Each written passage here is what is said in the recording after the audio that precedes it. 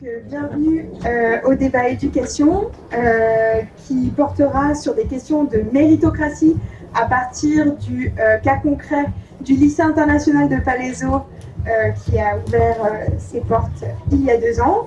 Et donc pour ce débat, donc moi je suis professeure de lettres au lycée de l'Essorio aux Ulysses et syndiquée SNES FSU. Et j'animerai le débat entre Yelena Suzik, professeure de lettres au lycée Clément Ader à Athis-Mons et co-secrétaire départementale de la FSU 91. À mes côtés, nous avons également Guy Dreux, qui est prof de Express au lycée Rodin à Paris et qui est enseignant-chercheur à l'Institut de recherche de la FSU et qui réfléchit notamment sur le lien entre les politiques néolibérales et l'action syndicale à l'école. Il a publié un ouvrage qui s'appelle « La nouvelle école capitaliste ». On est bien dans le sujet. Et enfin, Sylvain Mesdag, qui est également professeur de lettres au lycée de l'Essorio des Ulysses, mais surtout à l'origine d'une vidéo du petit journal local, le ZPL, que vous avez peut-être vu, et qui notamment présentait le lycée international de Palaiseau sous un jour que peut-être sous un jour plus critique que celle présentée par Grégoire de Lasteyrie et Valérie Pécresse. Voilà, donc vous savez qui est autour de la table. Et peut-être on peut commencer par un petit historique de la création de ce lycée. Ah oui, pardon, oui, tu vas faire une présentation toi ? Très bien, donc je te passe la parole. Merci Sophie. J'introduis un petit peu ce débat avec peut-être un discours un peu plus large sur fonction publique pour amener vers l'école petit à petit progressivement. Alors déjà tout d'abord, c'est l'Essonne qui a chassé l'ex-ministre de la fonction publique Madame Dorian Chalin de l'Assemblée nationale. Je crois que la FSU 91 qui est une fédération syndicale unitaire engagée dans la défense des services publics, ne peut que s'en réjouir. Ce résultat, c'est important d'introduire les choses comme ça. Ce résultat vient conforter donc, les luttes départementales qui ont irrigué toute cette année, qui étaient très éprouvantes pour nous en tant que fonctionnaires et notamment en tant qu'enseignants. L'Essonne n'a en effet pas échappé à la politique délétère du président Macron et a connu des heures plutôt sombres dans tous les secteurs de la fonction publique. Partout, la crise sanitaire a profondément désorganisé et affaibli les services publics, et particulièrement l'école, désormais incapable d'assurer correctement ses missions d'accueil et d'émancipation, faute de moyens et de considération.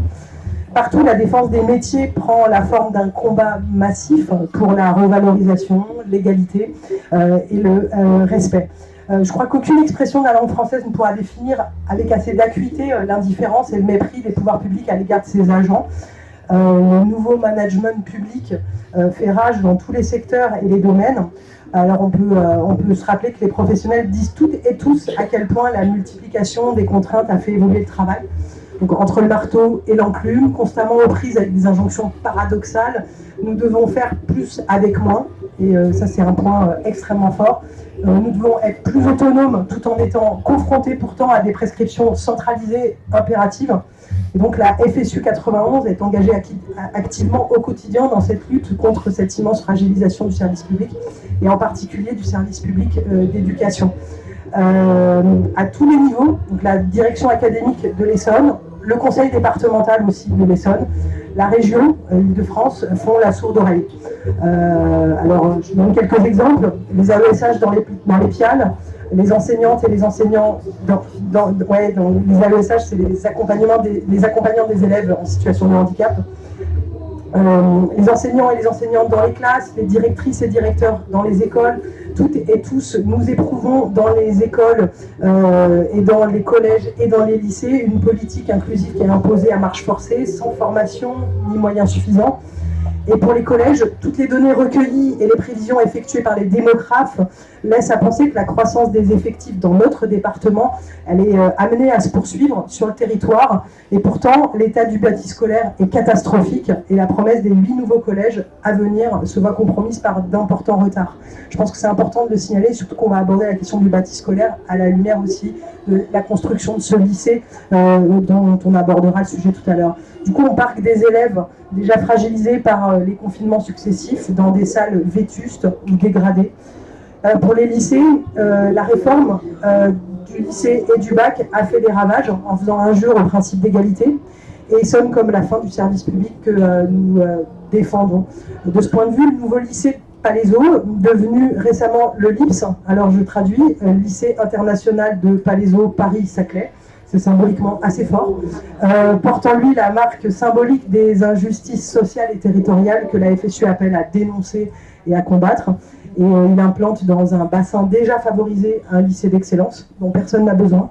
Il cultive une ségrégation culturelle et sociale en justifiant la construction de transports inutiles, on en a parlé déjà ce matin, et par là même la destruction de terres arables, on en a parlé aussi, en renforçant une politique éducative élitiste et scandaleuse. Donc voilà l'enjeu de ce débat ce soir, un débat sur l'avenir de l'école et la défense d'un modèle démocratique et véritablement émancipateur pour toutes et tous. Merci. Merci Milena. Et peut-être Sylvain, tu veux nous faire un petit peu l'historique de l'ouverture de ce lycée et des enjeux de cette ouverture ?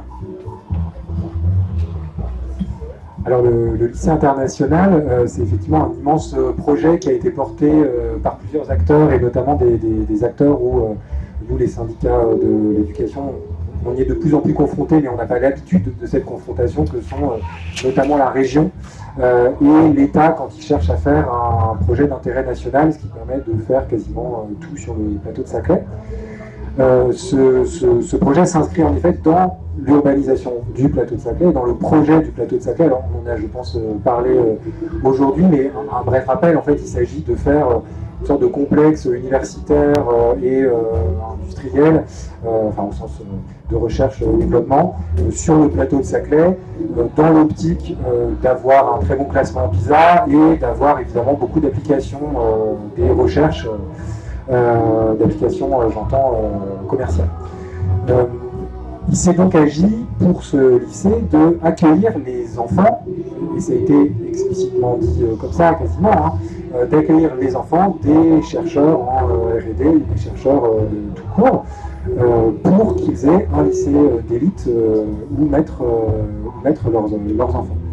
Il y a une petite phrase de Valérie Pécresse, peut-être que certains la connaissent, ou certaines, qui est « Moi, si on me retire le plateau de Saclay, il ne me reste que les pauvres ».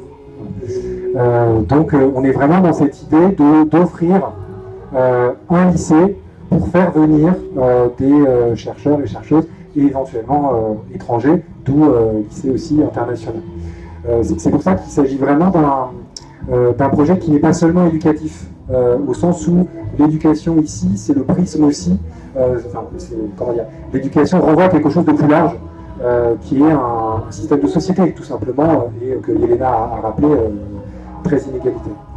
Le lycée a été construit de manière extrêmement rapide et sans aucune concertation réelle, ce qui a amené en fait à des impasses, même au sens strictement matériel, puisque c'est un lycée qui est largement pour l'instant surdimensionné par rapport aux besoins de la région.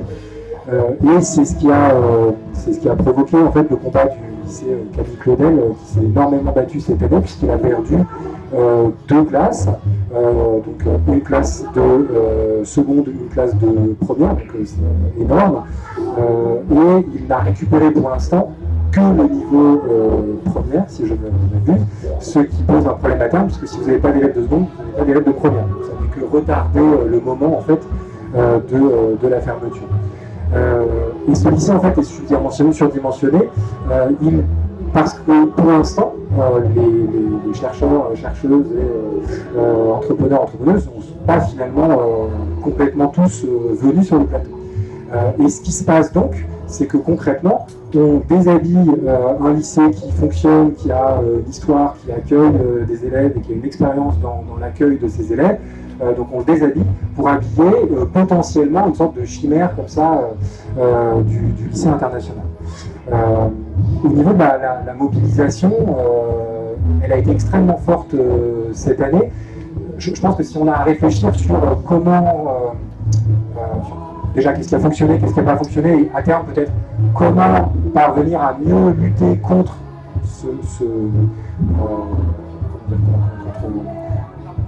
contre ce système éducatif qui nous est proposé. La première chose, c'est sans doute en termes de bâti scolaire, l'anticipation. C'est qu'en fait, ça a été très rapide, mais finalement, c'est aussi qu'on a su finalement, on aurait pu peut-être agir avant, parce qu'une fois que le bâti est là, bah, vous avez finalement peu d'arguments où il est difficile d'avoir un argumentaire fort. Ça, c'est la première chose. La deuxième chose, c'est sans doute aussi essayer de tisser des liens, notamment le lycée international.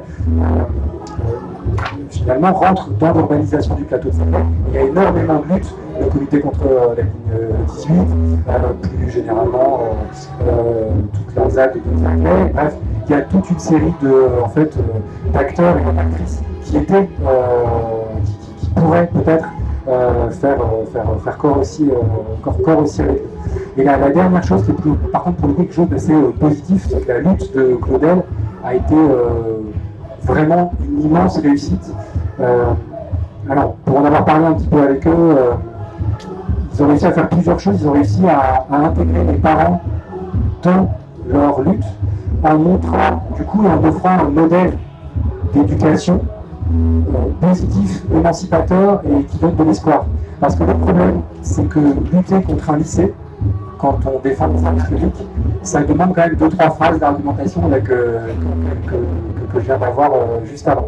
Et ça, c'est vraiment un enjeu d'arriver à mettre les parents de notre côté pour expliquer qu'en fait, le modèle élitiste, méritocratique, vaut pour une extrême minorité en fait, des enfants, et que la majorité d'entre nous n'avons pas intérêt à ce que nos enfants aillent dans un lycée de type lycée international, parce qu'en fait, il n'ira pas au lycée international, il ira sans doute dans d'autres lycées, parce que la majorité des élèves, évidemment, ne vont pas dans les filières d'excellence, puisque par définition, ce sont des filières d'excellence. Et donc, ça, c'est vraiment quelque chose qu'ils ont vraiment réussi à faire, et c'était vraiment très très fort à entendre. C'est que voilà, les familles, les élèves aussi, étaient avec eux et qu'ils fondaient ensemble une école qui était la leur et qui donnait la pêche, quoi, qui donnait de l'espoir. Et oui, juste pour finir sur cette inégalité, pour abonder sur ce que tu viens de dire, la carte scolaire du lycée international de Palaiseau, elle est vraiment aux petits oignons. Hein.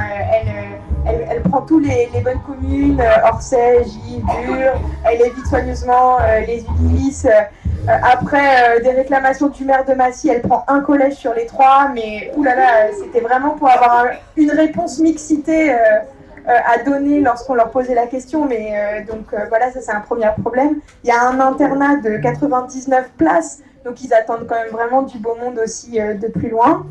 Et oui, ils ont énormément de filières sur dossier qui sont des filières bilingues espagnol, allemand et anglais. C'est aussi pour ça que Sylvain dit que tous les élèves ne seront pas pris. Hein. C'est qu'à un moment, quand même, là, ils ont du mal à remplir. Alors, les critères, ils ont encore l'air d'être accueillants, mais ça va bientôt se tarir, les places.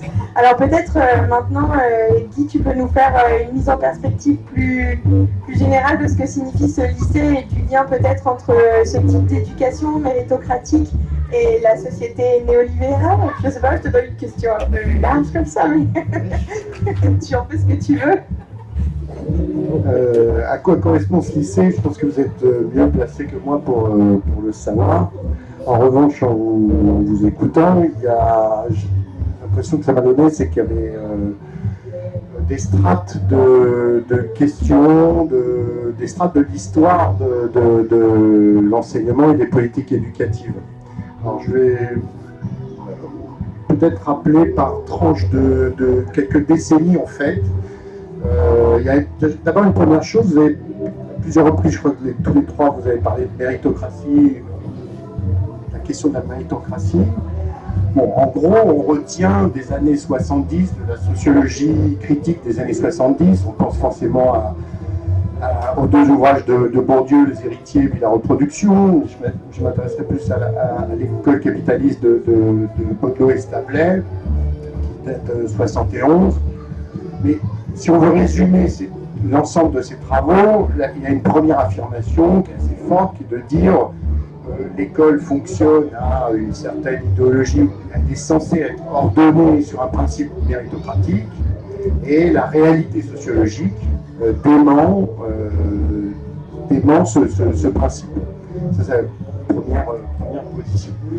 Et puis, évidemment, on sait que Bodo et Stablet, par exemple, ont essayé de démontrer que on ne pouvait pas comprendre le fonctionnement réel de l'école si on ne la mettait pas en perspective d'un fonctionnement plus général d'une société ou d'un fonctionnement plus général d'une économie et plus précisément encore chez eux d'un système productif. Pour ceux qui ont lu peut-être ou qui ont des vagues souvenirs de leur thèse, il y avait cette idée qu'au fond, dans une perspective très fonctionnaliste, l'objectif de l'école, c'était de faire un tri entre des élèves. 25% étaient destinés à devenir, en gros, des cadres, et puis 75% des employés, des ouvriers, etc. Et donc, derrière, c'est une façon de déconstruire, dans les années 70, le mythe de la méritocratie, ou le principe de remettre en cause à travers une réalité sociologique, c'était à travers ce discours-là, sur l'idée que, au fond, l'école n'a pas des objectifs qu'elle se donne indépendamment du reste de la société, du fonctionnement de la société, mais au contraire intègre sa fonction. Alors Bourdieu appelle ça la reproduction sociale, une fonction de reproduction sociale pour organiser, pour être conforme à l'ordre social existant ou à l'ordre économique existant. Bon, ça c'est on va dire les années 70. Il y avait aussi dans cette période-là cette idée que le capitalisme était spontanément malthusien en matière de scolarité. Je veux dire par là qu'il y avait un grand discours aussi qui était l'idée que le capitalisme spontanément cherche le profit immédiat et donc finalement raisonner sur des dépenses de long terme qui sont les dépenses d'éducation par définition. Eh bien, il y a quelque chose qu'on ne finance pas à hauteur de ce que devrait être le véritable projet émancipateur ou même républicain. Il ne s'agit pas seulement d'une perspective révolutionnaire ou quoi que ce soit. Donc je pense qu'on peut retenir déjà ces deux éléments. Alors après arrive, en fin des années 70 et les années 80, arrive la crise. Et la crise oblige les uns et les autres à se poser la question de savoir comment on va pouvoir renouer avec la croissance économique. Alors à ce moment-là, le ciel se dégage un peu, puisqu'il y a ce qu'on appelle les nouvelles théories de la croissance, c'est-à-dire il y a toute une nouvelle conception, une nouvelle analyse de la croissance économique qui mettent en évidence le fait que les dépenses d'éducation ont des effets positifs à travers l'augmentation de la qualification des populations, ont des effets positifs sur les niveaux de croissance. Je vois Godefroy Guibert, grâce à qui on est là, en partie, qui enseigne comme moi les SES. On enseigne encore aujourd'hui les théories de la croissance endogène, etc. Voilà.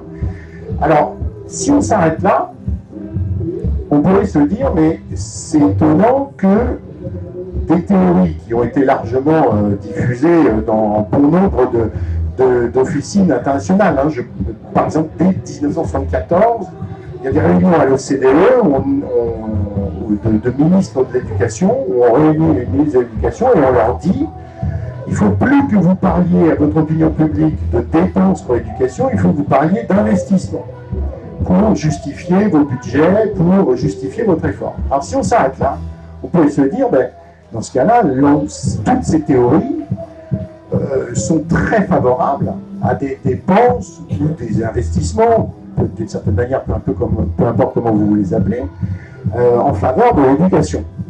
Alors il se trouve que cela était possible, mais ça a rencontré, à mon sens, au moins deux obstacles.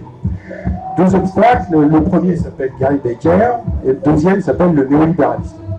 Alors, le premier obstacle, Gary Becker. Gary Becker est un économiste, on va dire, américain, qui publie dès les années 60 un ouvrage extrêmement célèbre, mystérieusement toujours pas traduit. Bientôt, ça fait 60 ans qu'il a été publié, toujours pas traduit, alors que c'est un ouvrage absolument majeur pour l'économie à partir jusqu'à aujourd'hui, pardon. Et qu'est-ce que dit Gary Becker? Il voit bien que un certain nombre d'économistes pensent qu'il faut développer des dépenses pour l'éducation parce que macroéconomiquement, ça a un effet positif. Vous augmentez les qualifications des individus, vous augmentez la productivité, donc vous augmentez le niveau de croissance. Bon, en gros, c'est ça. Et Gary Becker s'est dit, mais il faut partir de l'individu.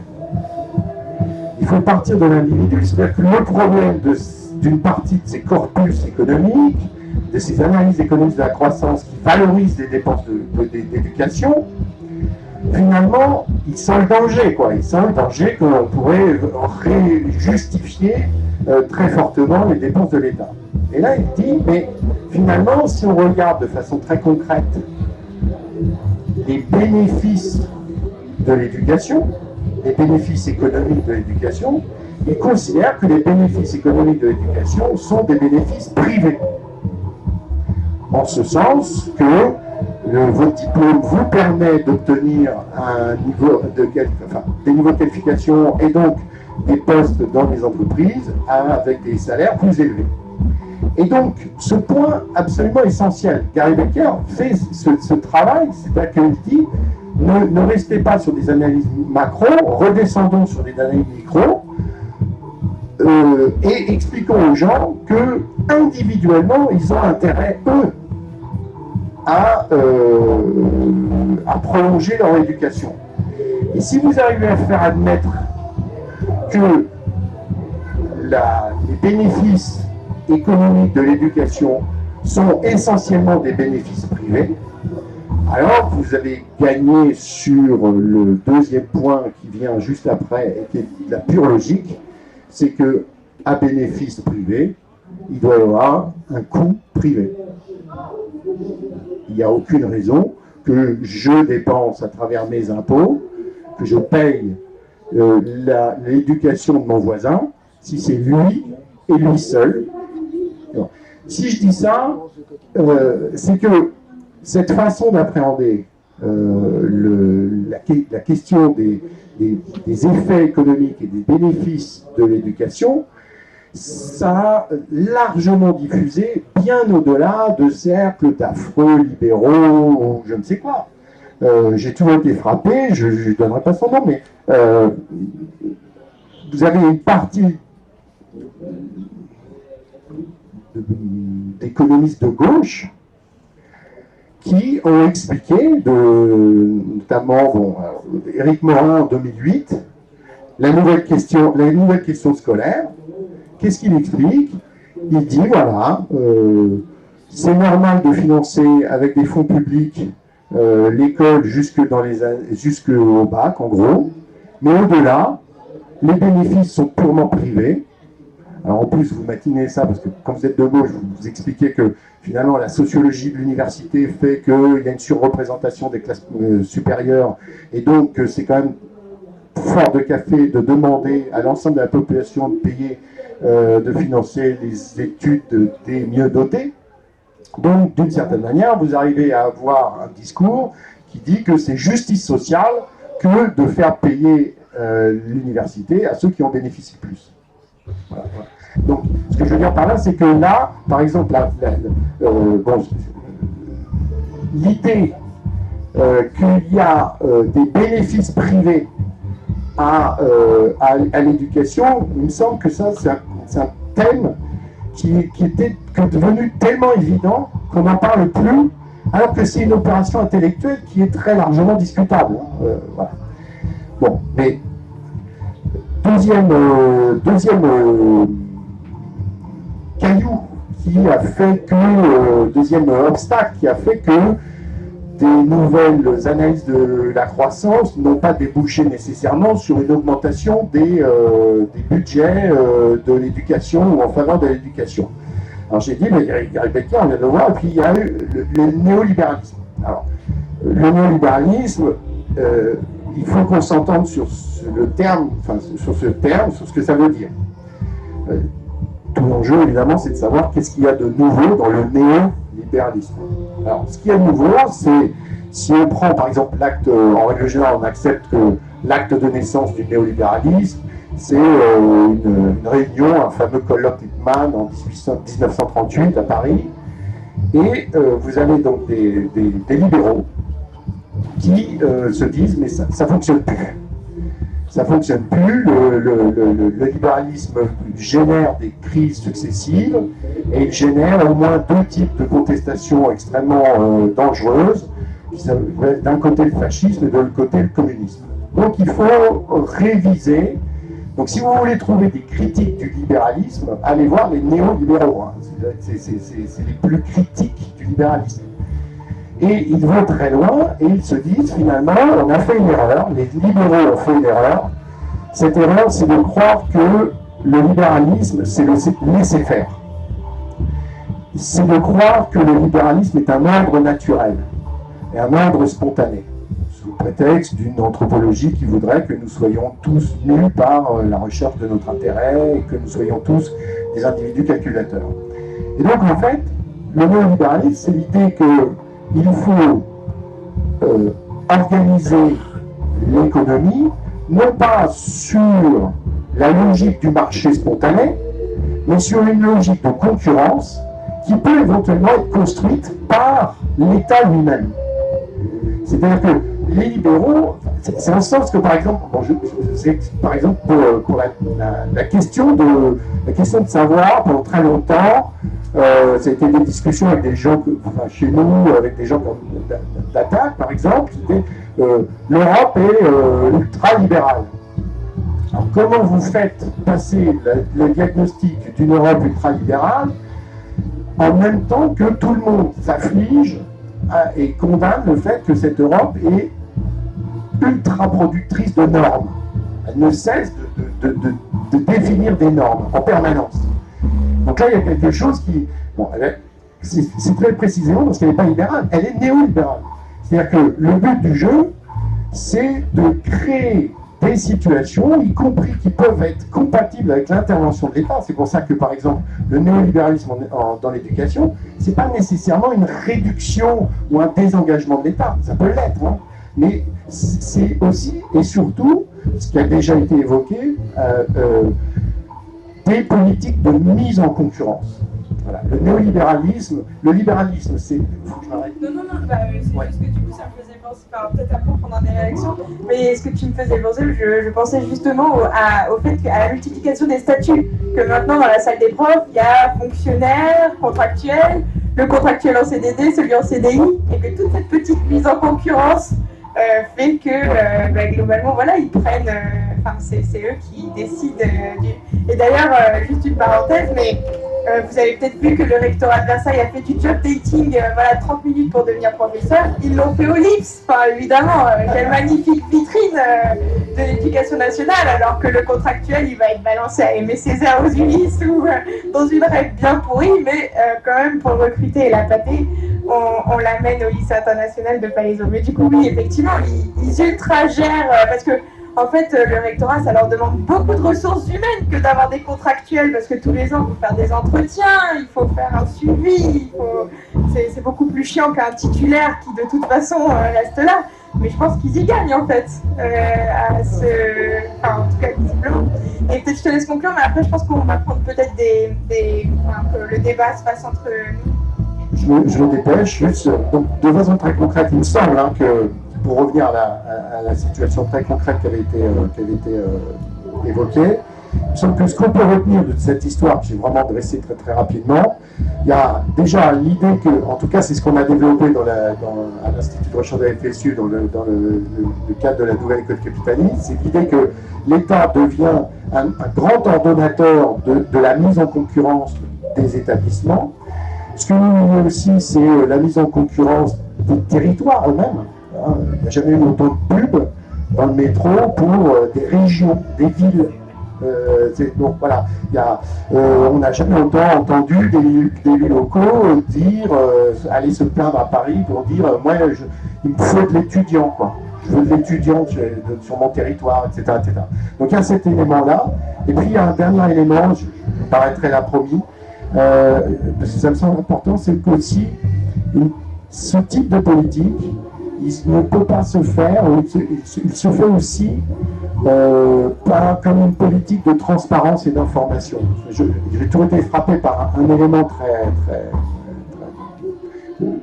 sous la présidence Sarkozy, par exemple, il y avait l'idée qu'il fallait absolument que toutes les formations d'enseignement supérieur livrent les taux d'employabilité après le diplôme, le niveau de salaire moyen après le diplôme, etc. L'idée étant que est très compatible avec une nouvelle analyse du chômage à travers le thème de l'employabilité.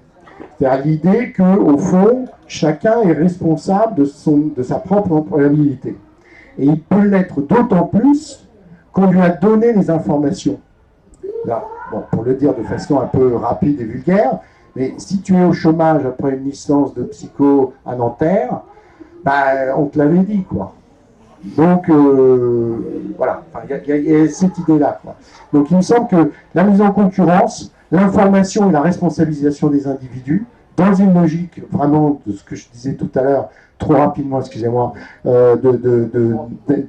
d'individualisation en fait des bénéfices de l'éducation, eh bien ça donne chez vous le LIPS et ailleurs plein d'autres choses. Voilà, j'ai dit. Ce que tu viens de dire me fait penser à un autre aspect du LIPS que j'avais pas évoqué jusque-là, mais qui est vraiment très criant maintenant après ce que tu viens de dire. C'est comment est-ce que la concurrence entretient un maillage beaucoup plus précis dans les inégalités, à la fois à l'intérieur d'un même lycée. Si on a pris maths, physique, SVT, c'est pas pareil que si on a pris humanité, art et puis je sais pas quoi, d'autres matières moins prestigieuses et qui vont sur Parcoursup, ça va s'articuler avec Parcoursup, donner moins de possibilités d'accès dans le supérieur, donc à l'intérieur d'un même lycée. Et quand on prend le LIPS, à l'intérieur d'un même territoire, en fait. C'est-à-dire qu'il n'y a plus cette idée qu'il y a la banlieue et le centre-ville, ou la banlieue très riche et les banlieues pas très riches. Il y a à l'intérieur même de l'Essonne, et là-dessus l'Essonne c'est un laboratoire mais formidable, enfin vous êtes belle, on est tout le temps sur ces enjeux-là, en fait. Comment est-ce que, à l'échelle de quelques kilomètres, il va y avoir des établissements ultra favorisés et d'autres absolument délaissés. Et donc comment est-ce que l'inégalité finalement est sur un tissu beaucoup plus précis et beaucoup plus territorialement restreint, en fait. Du coup, pour compléter ce que tu viens de dire, Sylvain, je donne peut-être des exemples un peu concrets de cette politique sur le département de l'Essonne. Premier exemple, et peut-être ça questionne aussi l'idée de la transparence, parce que c'est des choses qu'on ne dit pas dans les publications officielles, mais par exemple pour financer l'infirmière ou l'infirmier scolaire du LIPS, il a fallu prendre un demi-poste sur le lycée Villegénis de Massy. Et donc en fait on finance le LIPS aussi, qui est déjà très favorisé, en dépouillant les lycées alentours, pour financer un assistant d'éducation qui du coup s'occupe de surveiller les élèves dans le lycée, au LIPS. Comme les moyens en assistant d'éducation sont calculés en fonction des constats d'effectifs à la rentrée de cette année, et que le LIPS vient d'ouvrir, en fait, la montée pédagogique qui va se faire, donc l'augmentation des effectifs du LIPS, n'est pas prise en compte dans les moyens en assistance éducative. Du coup, on va prendre des moyens sur des lycées déjà existants, qui ont déjà des moyens insuffisants, pour donner ces moyens-là au LIPS, puisque le rectorat ne finance pas complètement l'ouverture du LIPS non plus. Et donc on prend un demi-poste d'assistant d'éducation au lycée de Montgeron et on en prend un autre demi au lycée Talmat de Brunois, par exemple. Pour remplir le LIPS, puisque en fait, comme personne n'avait besoin de ce lycée, puisque c'était le bassin de Massy qui était le moins concerné par la pression démographique dans l'Essonne, pour remplir le LIPS, on ferme des classes dans les autres lycées alentours, à Massy, à la Vallée de Chevreuse, à Gif-sur-Yvette, à Palaiseau dans la même commune. Et donc, on envoie les meilleurs élèves de ces lycées-là au LIPS.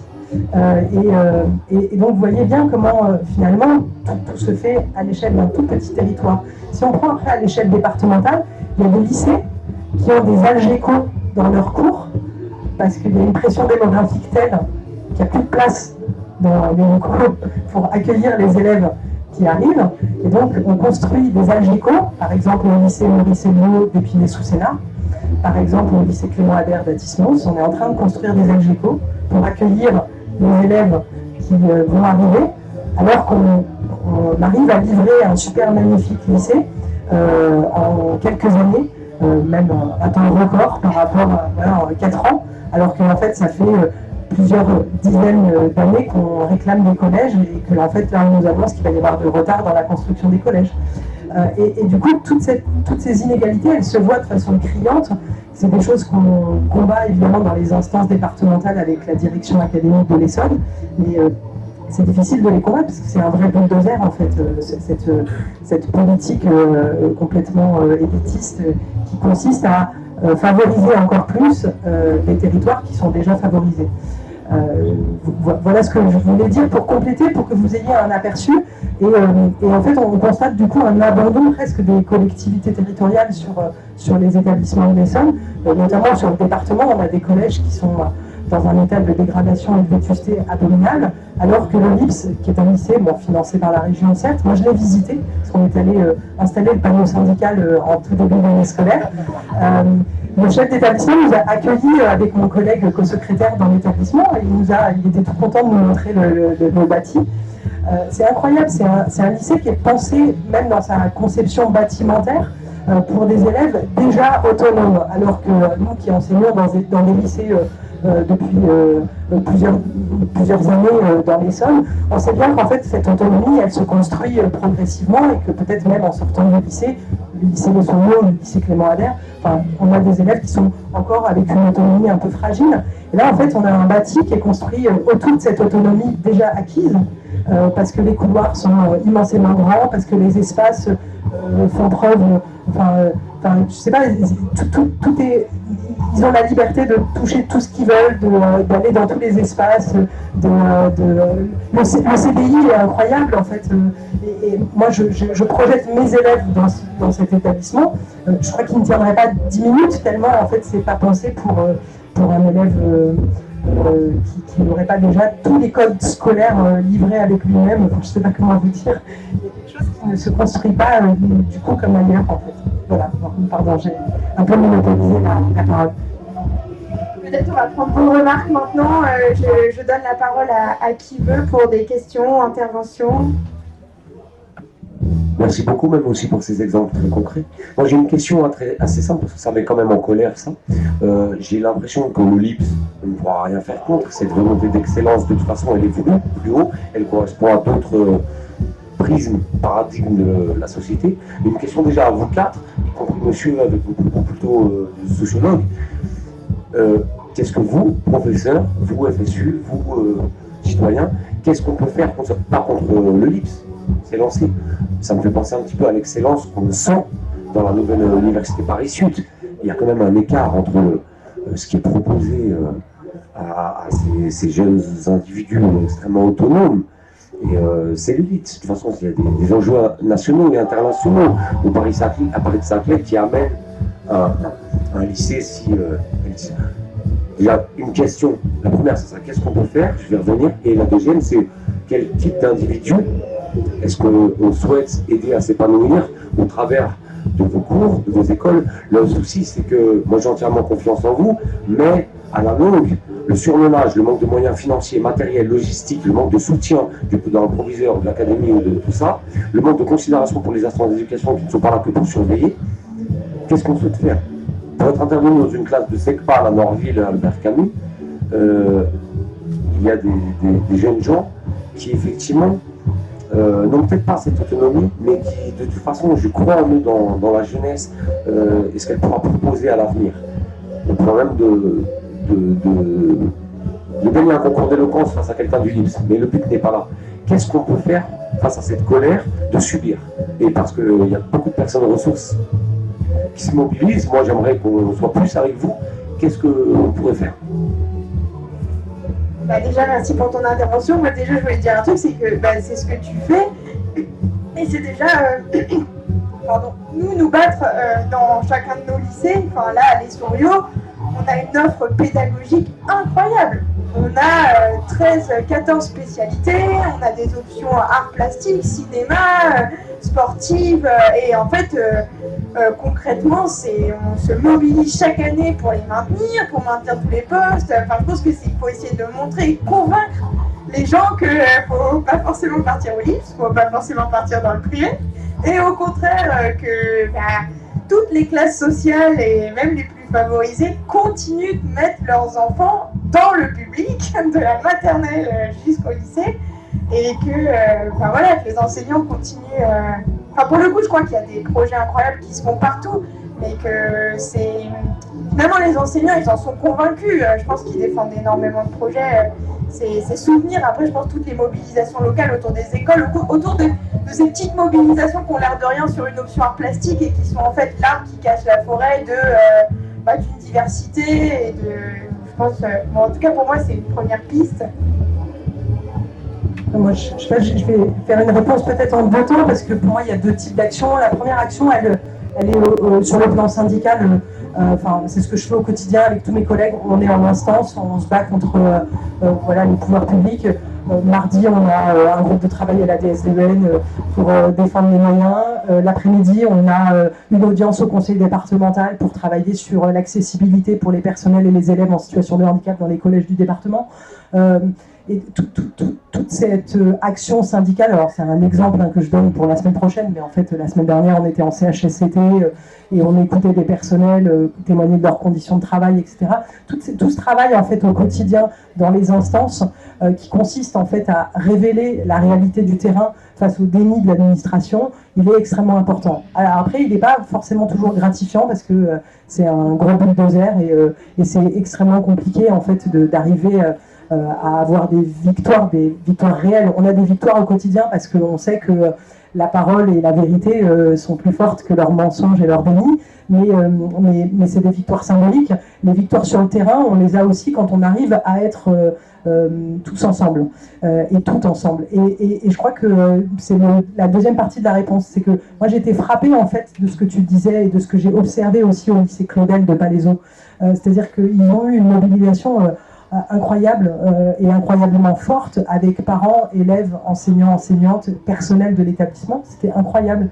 Ils ont fait plusieurs types d'actions. Ils ont fait, je sais pas, une flash mob devant la mairie de Palaiseau. Ils ont fait une nuit au lycée. Ils ont fait un lâcher de lampion. Ils ont fait un débat. Des trucs de fou. Ils ont obtenu des choses parce que c'était tellement fort ce qu'ils dénonçaient qu'en fait l'administration était obligée de baisser la garde d'une certaine façon. Mais en revanche, ce que j'ai constaté aussi, c'est que dans d'autres secteurs, dans d'autres territoires du département, cette force de mobilisation, on n'a pas toujours. Parce que la cohésion entre tous les membres de la communauté éducative, elle est plus difficile à construire pour des raisons que je ne saurais pas forcément expliquer là maintenant tout de suite, et puis ce serait sans doute trop long, mais il y a plein de mobilisations sur d'autres établissements qui ont lieu, et où il n'y a pas cet engouement, cet enthousiasme généralisé. Et moi, ce que je crois, c'est que si on arrive à faire bouger les choses, c'est si tout le monde s'y met, et tout le monde avec nous. Et là, pour le coup, on est dans une société où de plus en plus, on pense que la fin du syndicalisme, ça va être un progrès social. Évidemment, je ne défends pas du tout cette idée, mais en fait, l'administration défend cette idée presque. Dans le dialogue social qu'on peut avoir avec eux, qui n'est pas du tout un dialogue social finalement, parce que ça n'aboutit rarement sur rarement sur quelque chose. En fait, on a l'impression qu'ils veulent absolument nous faire taire pour qu'on ne puisse pas embarquer avec nous tout le monde. Et donc ça, je crois qu'il faut qu'on combatte ça aussi, c'est-à-dire le fait qu'on soit de plus en plus verrouillé dans notre parole, dans nos prises de position. Et je pense qu'il faut que tout le monde l'entende et tout le monde se fédère pour. Et c'est un petit peu le discours que la FSU essaye de tenir et de porter partout pour qu'on soit ensemble dans les luttes, quoi. Et je pense que c'est cette force-là qui l'emportera si on arrive à la construire. Vous avez pris quelques notes sur mon téléphone et le mot fierté, il revient.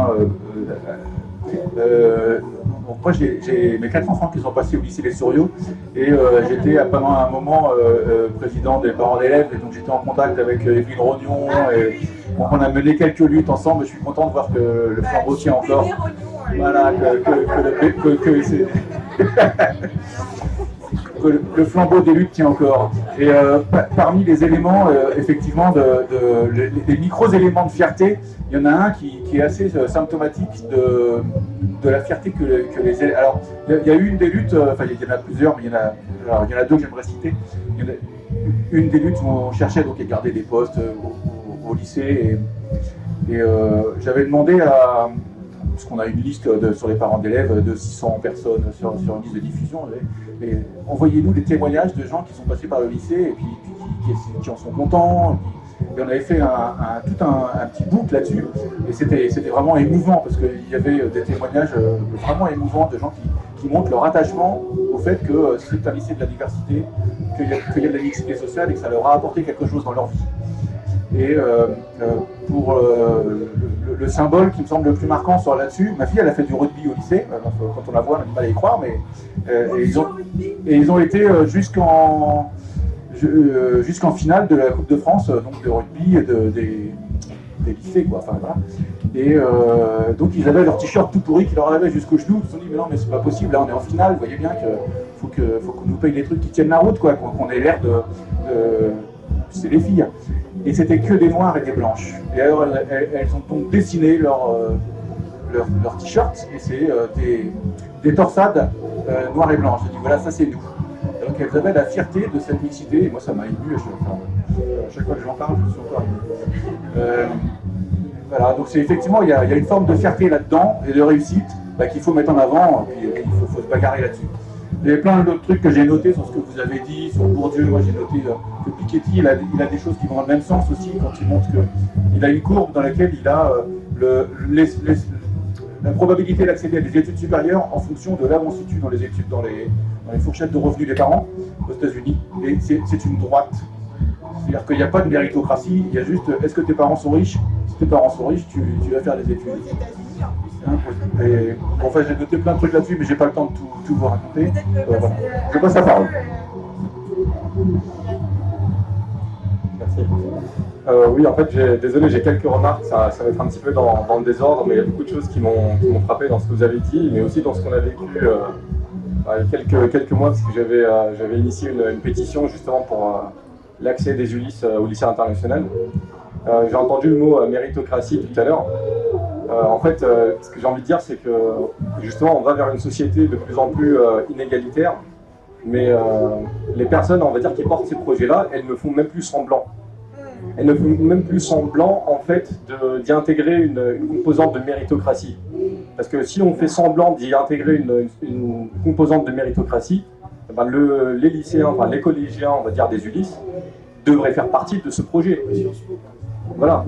Donc, or, quand on dit que les ULIS n'est pas dans la carte scolaire, c'est-à-dire qu'en fait, on ne croit même plus à la méritocratie. Donc ça, c'est le premier point. Le deuxième point aussi, c'est si on parle d'élitisme, je suis d'accord avec vous, et automatiquement, on pense que ce lycée est élitiste, parce que quand on entend lycée international, on pense tout de suite à des lycées comme le lycée de Saint-Germain-en-Laye, qui a parmi les meilleurs résultats au bac d'Île-de-France, voire de France. Donc automatiquement, en fait, comme vous avez dit, c'est un bulldozer, et c'est quasiment impossible, on va dire, de lutter contre, on va dire, parce que les gens voudront accéder à ce lycée-là. La question, c'est comment et qui va y accéder. Donc, est-ce que c'est un véritable lycée d'élite? On n'en sait rien, on verra les résultats. En tout cas, ce qui est clair, en tout cas, c'est que c'est aussi, comme c'est une fausse méritocratie, c'est aussi une fausse élite, parce qu'à partir du moment où on enlève des moyens dans d'autres lycées, où on pioche, on leur enlève des atouts qu'ils ont, c'est qu'en fait on n'a plus les moyens. Donc c'est assez inquiétant, doublement on va dire, pour l'avenir de ce pays, qui est de dire le lycée qui a une portée nationale, on est obligé d'aller enlever des moyens ailleurs, à Palaiseau ou aux Ulysses ou ailleurs. Donc c'est vraiment inquiétant. La troisième chose que je voulais dire aussi, c'était, et vous avez parlé de cohésion, je trouve que c'est vraiment très important. Et quand j'ai essayé de porter cette pétition, moi-même aussi je suis allé vers une certaine déception, on va dire. Parce que vous avez parlé de la mobilisation qu'il y a eu au lycée de Palaiseau. Honnêtement, ici je ne l'ai pas vu en fait aux Ulysses. C'est-à-dire qu'il y a des gens qui étaient de bonne volonté, il y avait beaucoup de parents, des gens qui étaient révoltés comme moi, comme beaucoup de gens. Mais au final, la pétition, on est 30 000 habitants peut-être. On a eu moins de 500 signatures, moins de 300 même d'ailleurs. J'ai essayé de contacter, j'ai envoyé des lettres à la région, bien sûr, imaginez avec le millefeuille administratif, tout le monde se renvoie la balle, c'est de la faute de personne. Et au niveau de la mobilisation, on n'a pas vu ça, on n'a pas vu ce qui s'est passé à Palaiseau. Et là, c'est ma troisième inquiétude, si vous voulez, c'est de me dire qu'il y a quelque chose, il y a une bataille qui est en train d'être perdue et qui se joue bien avant, on va dire, ces questions d'inscription d'un collégien au lycée. Il y a quelque chose qui doit être fait dans l'éducation des gens, dans la prise de conscience des gens qui font partie d'une communauté, une communauté nationale. Et on a envie tous d'avoir un projet réellement méritocratique, réellement, on va dire, égalitaire aussi, et qui donne un espoir à tout le monde, en fait, tout simplement. Montrer qu'on fait des choses, montrer que on peut être fier de notre établissement, etc., malgré toutes les difficultés sociales qu'on rencontre, etc., etc. Évidemment, mais à mon avis, ça ne suffit pas. Je veux dire par là que déjà, les classements officiels des établissements scolaires, les évaluations officielles des établissements scolaires prennent en compte l'origine sociale des élèves. Et par exemple, vous avez régulièrement parmi les mieux classés des établissements dans lesquels la plupart des gens ne voudraient pas mettre leurs enfants. Ce que j'essaie de dire, c'est qu'il peut y avoir un travail absolument extraordinaire localement. Ça ne changera pas grand-chose. Alors, ça ne changera pas grand-chose avec quoi? Alors, je vais être un peu stratosphérique. Bon.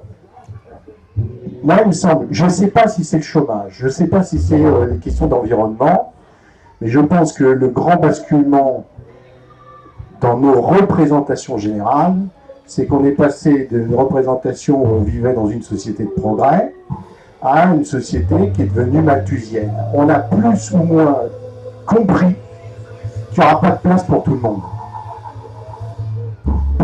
Sur le marché du travail, sur la planète elle-même, sur l'accès aux ressources, etc., etc. Et qu'est-ce que ça génère, ça? Ça génère, évidemment, surmultiplié par des politiques de concurrence, etc., etc., ça génère des phénomènes de panique. Je suis à Paris, j'enseigne à Paris. Il y a des moments où je n'arrive même pas à raisonner mes élèves ou les parents d'élèves. Ils veulent tous faire du droit à Assas.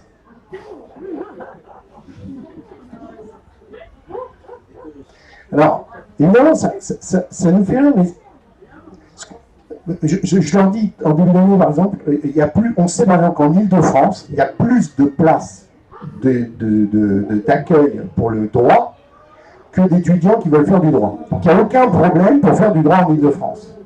Mais on crée on veut être non seulement dans la bonne filière, mais dans le bon établissement d'enseignement supérieur, et bientôt ça sera avec le bon cours, avec le bon prof, etc., etc.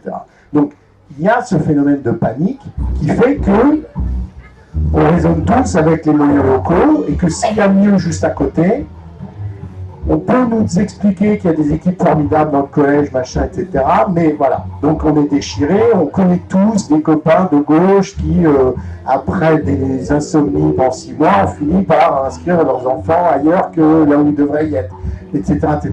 Bon, et c'est pas des mauvaises gens, c'est qu'on est tous embarqués là-dedans. Donc, je pense qu'il y a ça. Il y a un deuxième élément qui me semble important, je vais y aller très vite, mais à l'évidence, il faut plus d'égalité dans la société, parce qu'aujourd'hui, on a fait de l'échec scolaire, c'est un coût colossal aujourd'hui, l'échec scolaire. Moi, je suis d'une génération où j'avais des copains, ils avaient un rapport typique des classes populaires avec le monde enseignant, ils avaient juste envie d'en sortir le plus rapidement possible, d'aller trouver du boulot, et ça ne les a pas empêchés, parce qu'ils étaient d'une génération, mais c'était déjà un autre monde, d'avoir une vie normale, quoi, d'avoir une vie correcte, etc. etc. Aujourd'hui, c'est plus compliqué. Le coût de l'échec scolaire est venu. Ça génère aussi, évidemment, de la panique, etc. Donc, évidemment, il faut que les inégalités de salaire se réduisent très fortement pour calmer un peu les choses, quoi. Et puis, dernière chose, souvent, on a le réflexe... la question de la mixité, et on se dit il y a un outil, ça s'appelle la carte scolaire. Moi, je pense que cet outil est dépassé maintenant, et qu'il y a une politique de territoire qui doit être absolument repensée. Ça prendra 20 ans, mais on voit de plus en plus des logiques de territoire qui sont de plus en plus éloignées, enfin, je veux dire, avec des populations de plus en plus éloignées. La sociologie électorale, depuis une dizaine d'années, se comprend mieux à partir de cartes géographiques que d'autres éléments, quoi. Donc je pense que là, il y a quelque chose qu'il faut prendre en compte, quoi. Et la bonne volonté locale d'équipe, etc., évidemment, c'est essentiel. Mais il y a un bulldozer en face, quoi. Il y a un mouvement général qui est quand même un mouvement de panique. Les gens sont paniqués. Moi, je vois, j'ai des parents d'élèves surdiplômés, ils s'arrachent les cheveux, ils ne savent pas parce que leur enfant risque de louper Louis le Grand, donc on va peut-être se retrouver dans le 13e arrondissement à Claude Monet. Enfin, vous voyez ce que je veux dire? Donc chacun raisonne dans son territoire avec, mais le phénomène est toujours le même. C'est comment je vais m'en sortir moi, sachant que moi je crois que ce mot malthusien, on l'a intégré, et il faut qu'on se l'explicite, et parce que ça génère en nous des comportements qui sont des comportements de fuite, de peur et de panique. Et ça, évidemment, dans l'ordre scolaire, ça donne l'hyperconcentration des élèves sur quelques formations. Enfin, il y a des trucs débiles. Le Parcoursup, c'est un truc, enfin, ça montre, au lieu d'ouvrir vers des centaines de formations nouvelles, orientées sur la biologie, sur la vie, sur tout un tas d'éléments, aujourd'hui, par exemple, on ferme encore des lycées agricoles. Et on ouvre des écoles de commerce encore. Enfin, bref. Oui. Merci monsieur. Mais la lutte contre l'égalité, oui, l'égalité, on n'aura jamais l'égalité. On est tous unis, on ne l'aura pas. Maintenant, la pétition de monsieur mérite d'être soutenue. L'initiative de Sylvain, elle est formidable parce que les 3000 signataires, entre les 3 pays Ulysse, on peut avoir beaucoup plus dans la parole de cause. Même l'élite de l'IPS devrait être sensibilisée sur ce qu'ils font parce que aussi, ce sont les jeunes de demain, les jeunes puissants de demain. Nous aussi, on doit les sensibiliser. Merci pour cet événement et c'est un festival de lutte. Donc voilà, l'égalité, nous n'aurons pas. Merci à vous. Merci. Merci.